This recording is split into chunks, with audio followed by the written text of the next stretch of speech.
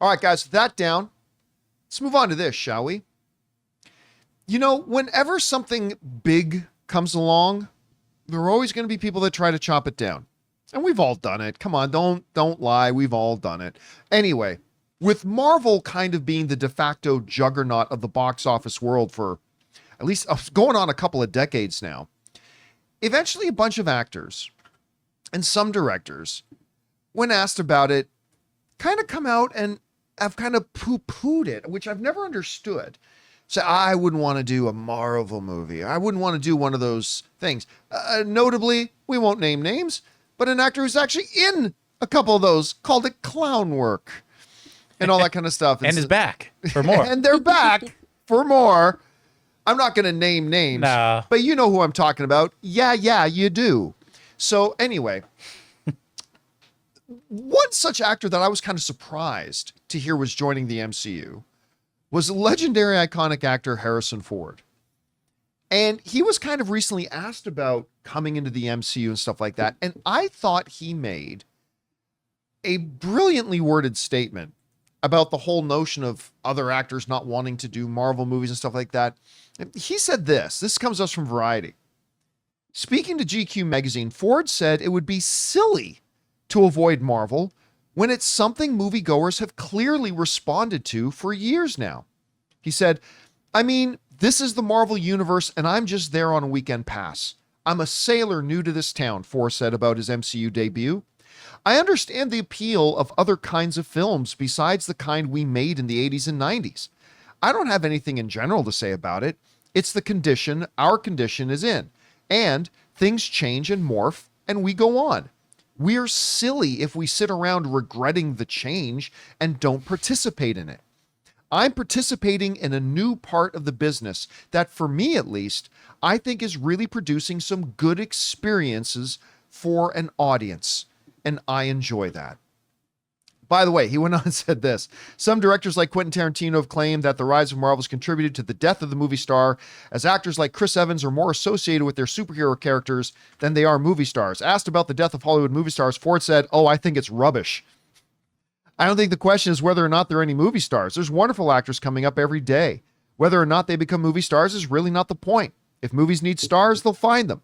I've never fucking understood being a movie star. I'm an actor. Oh, he's getting heated. I tell stories. I'm part of a group of people who work together to collaborate on telling stories. I'm an assistant storyteller. That's what I am. Hell yeah, man. I love that. I'm assistant to the storyteller.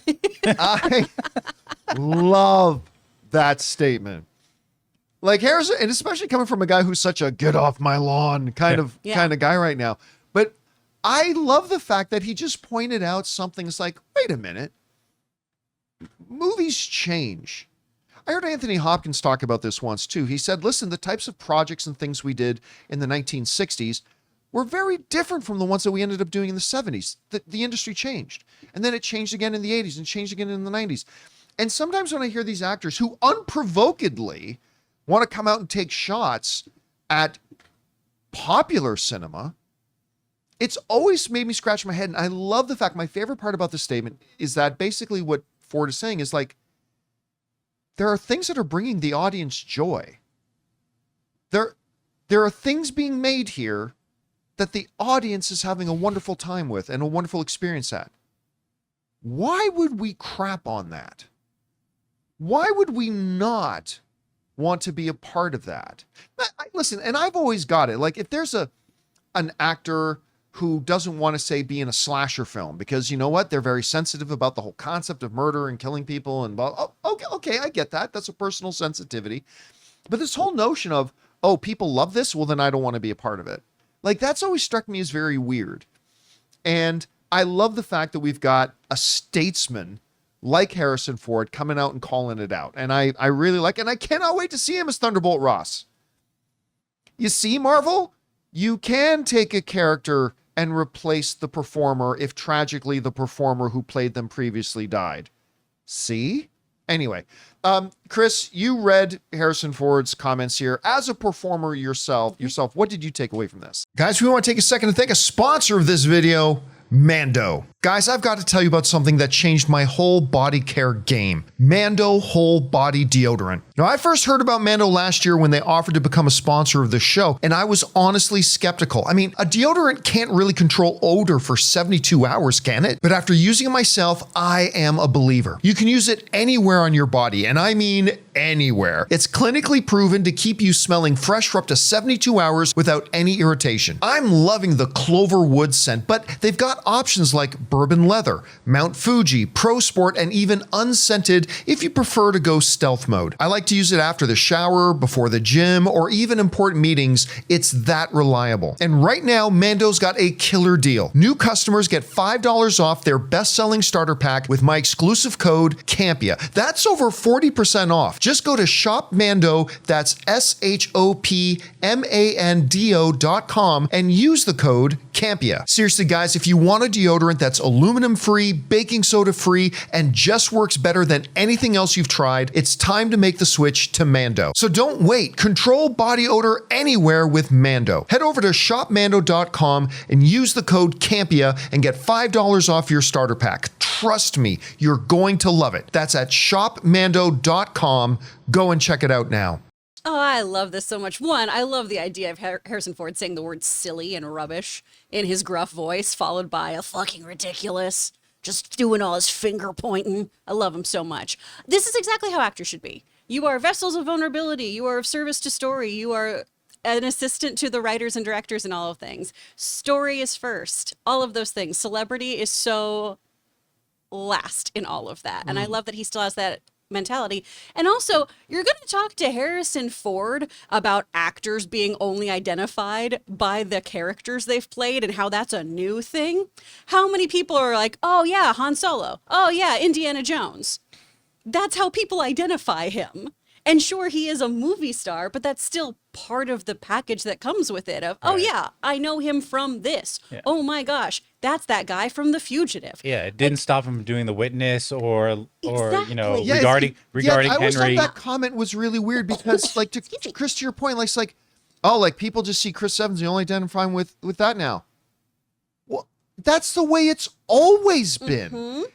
When an actor comes out and has like some massive smash hit, particularly if that massive smash hit is one of the first things people have seen them in, like ask Mark Hamill.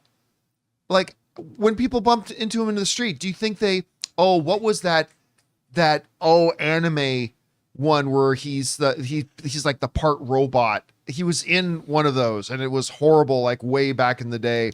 Oh. Or I'm trying to remember the name of it now. Somebody, Guyver. Thank you, that dude, Vince.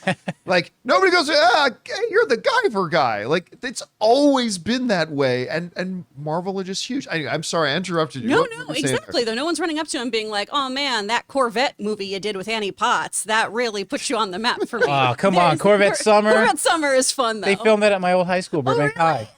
When he's in the machine shop, I'm like, I've been in there. That's great. Check out Corvette Summer, honestly. It's fun.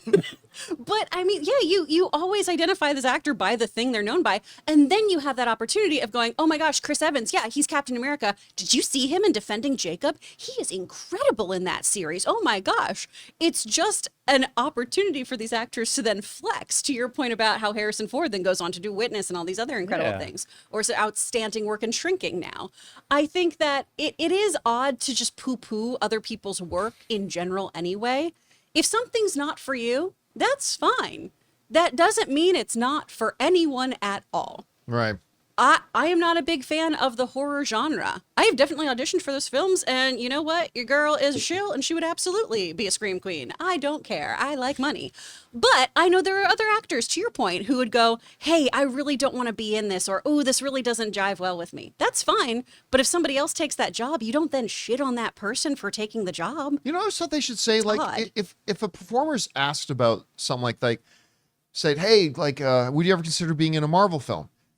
If you yourself don't like comic book movies and you find that kind of silly, whatever, here's your answer. You know what? There's never been a part that's been a good fit for me that's ever presented itself. And hey, if something ever does that I think speaks to me and I'm a good fit with, someday I'd consider it.